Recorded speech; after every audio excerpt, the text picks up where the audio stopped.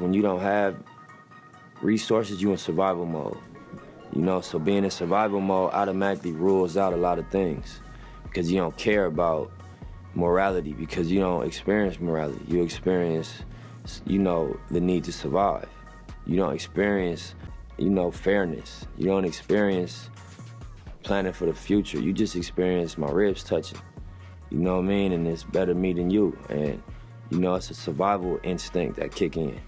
So I think once you get out of the survival mode, your morals come back closer to your daily decision making. You start thinking about what's right and what do I believe in. But until you get out of survival mode, you ain't got time to be worrying about right and wrong. You worrying about bottom line. You know what I mean? By any means necessary. So I think that economics is the answer. Empowering people economically is how you really, really impact. But I don't know if it's about dropping a bag of money in the hood. I think it's about impacting culture in a way that, you know, the mentality changes. And then also, you know, the institutions that exist, it's just a prison institution, really.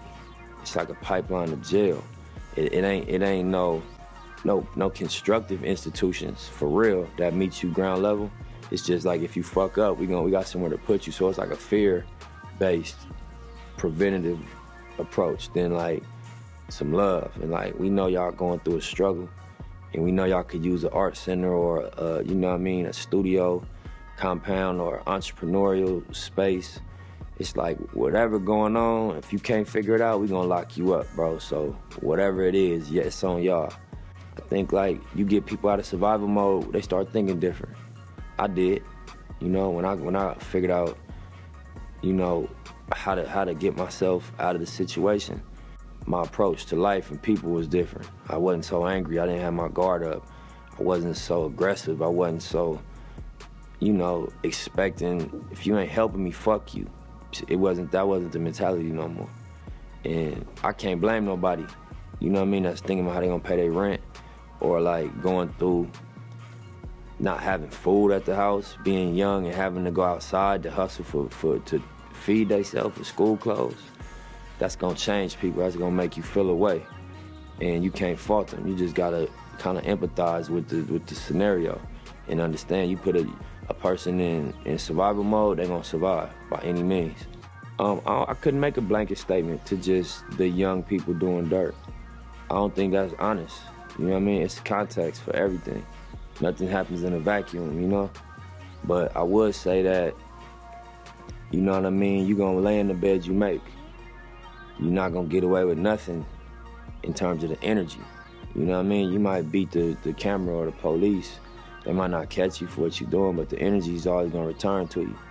So when you just living in this cycle of being negative all day and just putting out negativity, and that's the only energy you putting out, it's gonna return to you in different form than you put it out in.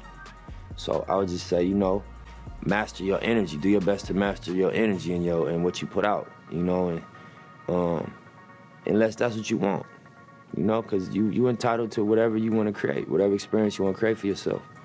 But if you're tired of that shit, adjust the energy. You know what I mean? As best you can. Adjust what you wake up thinking and what you say. And then lastly, what you do. And that's not an easy thing to do because it's such a pressure in these areas to just go by the way things are. But, you know, it's a lot of examples that you could look up to as young kids in the streets. You could look up to Kendrick Lamar.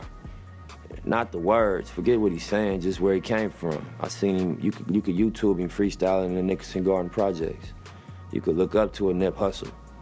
You know, you could look up to a YG, you know what I mean, to a Top Dog, you know what I mean, to any one of these guys that came from this hopelessness and you know, wiggled their way through it. You know what I mean? And you can reverse engineer what they did. You know, look at the steps, what happened. You know, so I would say that.